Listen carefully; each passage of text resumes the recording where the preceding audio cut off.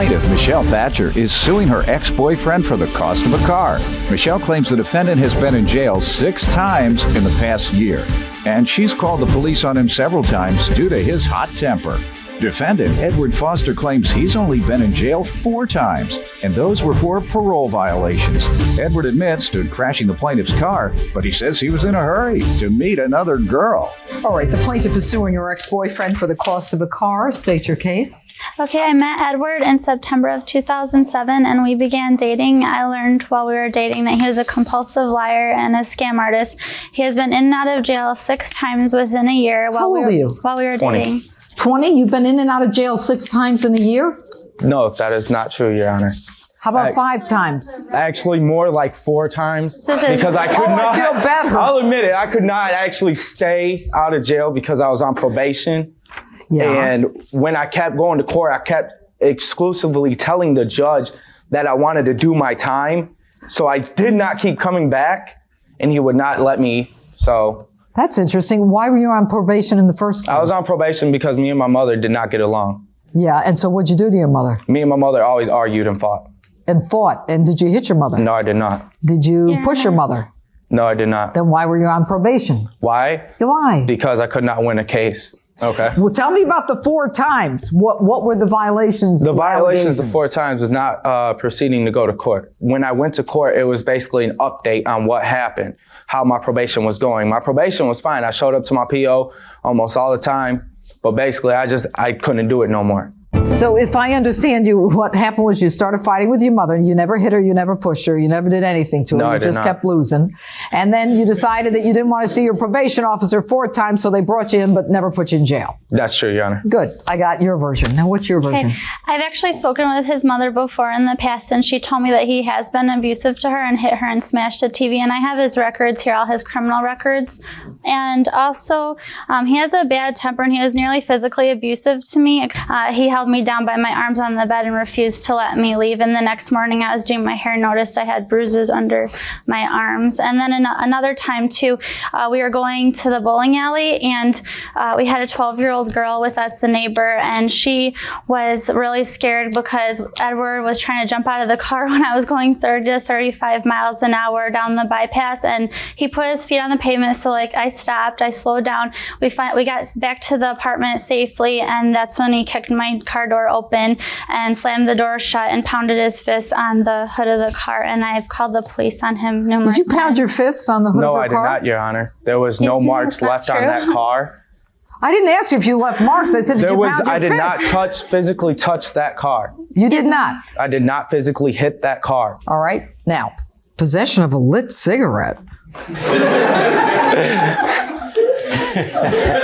What state is this in? 14 years old. Possession of a lit cigarette in Lincoln Middle School. What are you doing smoking in middle school?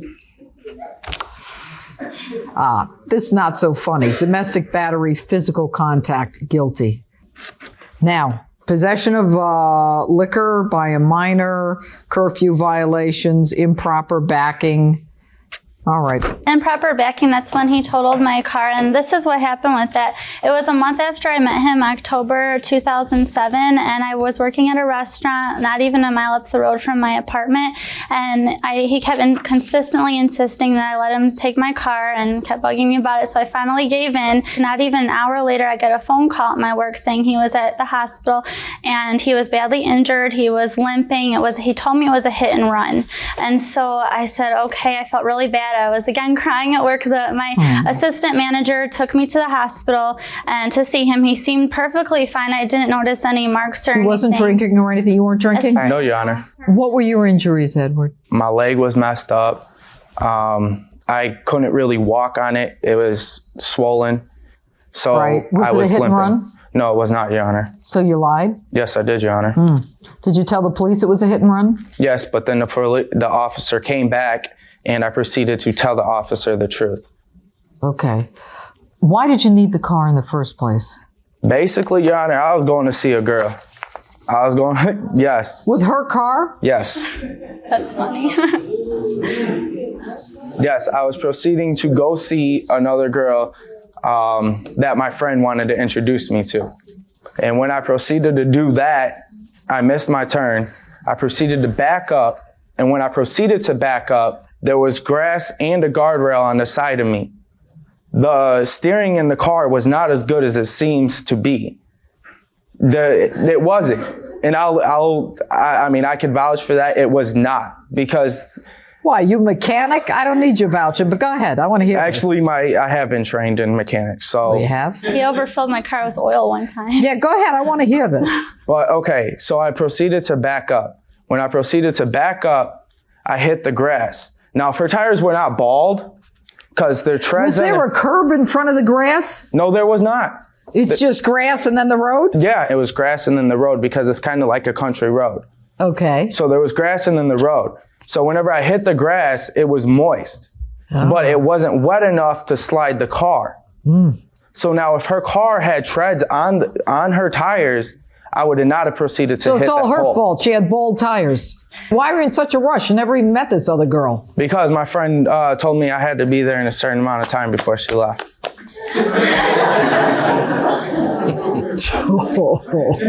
Okay, so... But you haven't explained the accident yet. The tires are bald. You're on the grass. Basically, I ended wet. up backing up, and the street ran into the grass. So here's the grass. The street ran into the grass. Yes, because the street swerves off into dirt and then grass. Okay. So I ended up coming back, and whenever I was backing up, the grass, I slid into the grass because I caught the dirt. So when I slid into the grass, I ended up sliding right into the telephone pole. Yeah, all right. So the cop realizes when he sees the damage to the car that it was not a hit and run. Yes. What is the side of the car? Do you have pictures of the car? Unfortunately, no, I don't. That's the only evidence I don't have. Okay, what do you have? Okay, I have the map. Actually, it's there's a little diagram here where he was supposed to go. Michelle, distance he said he would travel. That was where he was supposed to go. The purple dot, that's where I worked. That's my place of employment, and that's not even a mile away. He was supposed to go there. He actually went all the way where the orange line follows. Oh, so he went all the way over here? Yeah, and all the way to the west side. Yeah, he went way, like, a lot All right, so further you away. go to the hospital. You think he's injured. You think it's a hit and run. Yeah. What's the first thing he says to you? I believe he said, "I'm sorry, I feel bad about this." And he didn't really say too much. And then later on at the apartment, Are I you noticed- crying over him? I was, because I thought he was really hurt, and I felt bad. And And I he's was on his way to see Chiquita Banana in the And other I was- place. Okay. All right. Good. Now, let me ask you a question. What is the damage to the car, Michelle? It was a total loss, so completely total. It was beyond repair, and I You totaled the car? It was $3,031. How do you feel about that? You totaled your girlfriend's car that you begged her to borrow so you could see your other girlfriend that you hadn't even met yet. How do you feel about that? Honestly? Yeah. Not bad at all. Oh my God. Oh, well, I appreciate your honesty. I have the total price of the car if you'd like to see it. How much did you pay for It it? was $3,031. And Your Honor, I do have for excellent condition of the car, it states that it was $1,775. You have the blue book? Yeah, You I have the blue book? Let's see it. The blue book He's print. saying the blue book is $1,775. When you bought the car, Michelle, did you know what the blue book value of the car was? No, I didn't, but Do I you did. know what blue book means? Yeah, I know. I've looked it up at work because we sell them at my job, and I looked it up, and it was like $2,500 when I looked it up. Yeah, it wasn't And really it was good. in between good and mint condition in between them two. I'm going to assume it was in excellent condition only because even that is less than what she's suing for.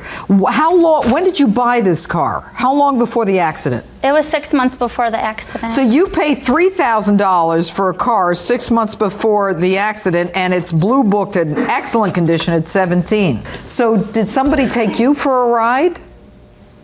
In other words, what I'm saying is, did you pay more than you should have? Yeah, they ripped me off. They really did. All right. Yeah. What do you want to say, Edward, in defense of your totaling her car?